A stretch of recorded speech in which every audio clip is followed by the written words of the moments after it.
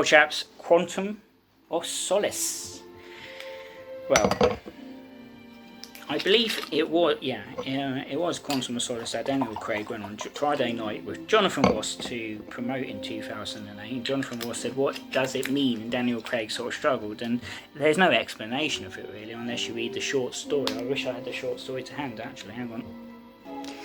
It's one of my favourite, I'm quite mad on it as a story for Quantum of Solace, because it's kitchen sink drama, or it's like an episode of Downton Abbey probably, but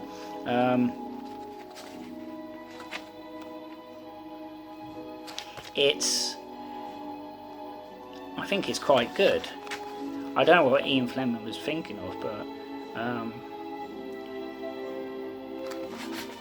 basically this Quantum of Solace is the slice of happiness we're all trying to get in life.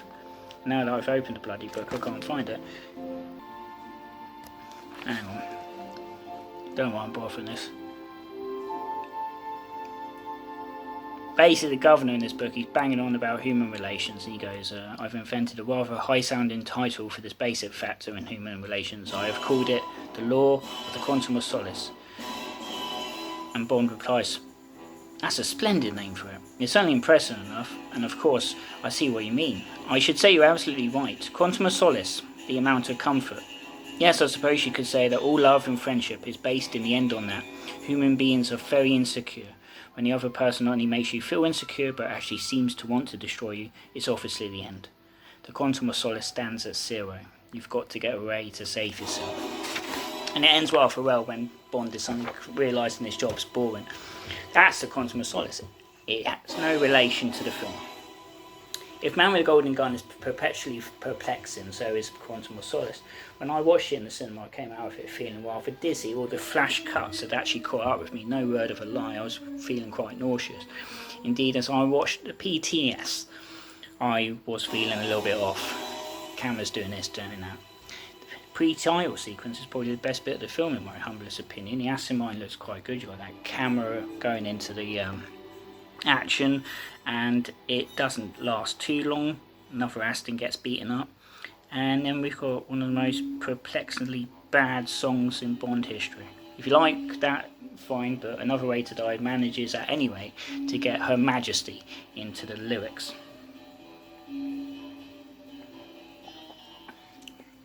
At 1 hour and 41 minutes, Quantum of Solace is an absolute snipper for a Bond film. The director tries to be clever by putting the location graphics up on the screen in rather unique ways.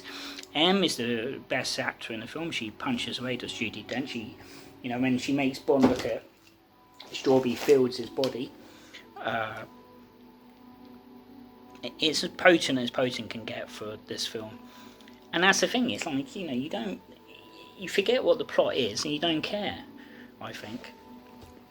It's a shame really, because Quantum of Solace looks alright in places, but I just don't, I think it's, it's pretending to be all sort, it doesn't feel like a Bond film. Be it the lack of the theme, or Daniel Craig, or the supporting cast, I don't know. It could be any film, it could be a Bond film. And that's the trouble, Bond isn't by Casino Royale hadn't been around for 4 years, so the gap had been filled. Craig, we'll skip.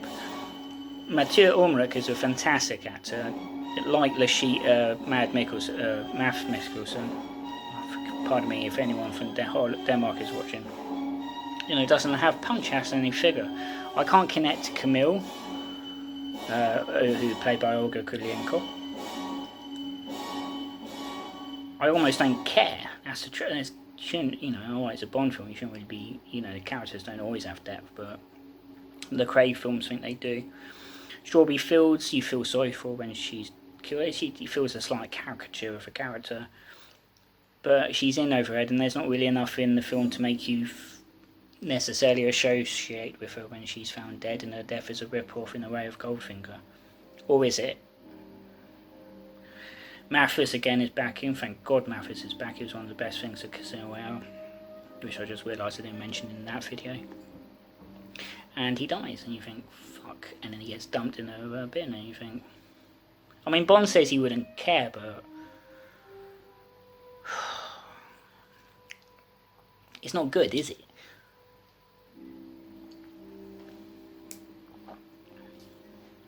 And then there's a dog fight, well, aerial fight, some kind of explosion at a building. Una Chaplin features in the scene, but you don't really get to see her. It's kind of interesting how, you know, Ulrich's character dies. Green, that's it, green. You know, his only option is to drink the stuff. Now, I'm pretty sure that got done in the Dirt Pit novel. So, yeah. Actually, yeah, it got done in the Dirt Pit novel. Slightly differently, there's this dictator of African nation in Sahara, or not the dictator, it's the one of his generals, I think. And, you know, Dirt Pit's gone through hell throughout the course of the book. You know, he's been stranded in the desert and all this stuff, beaten up, tortured.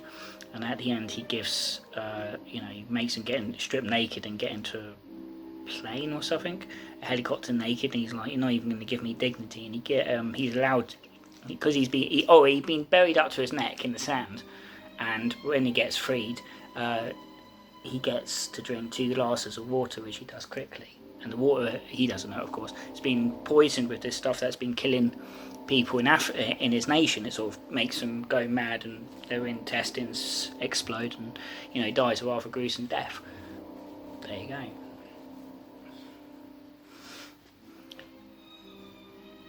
So, I mean, Quantum of Solace, honestly, when I saw it in 2008, was the first Bourne film I've seen in the cinema that I just went.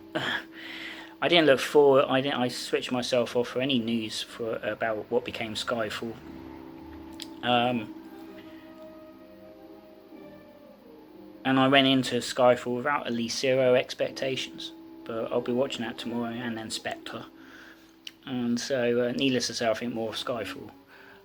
So if you like Quantum of Solace, fine, but I gave it a very solid 3 out of 10. I know, Hilly's bad.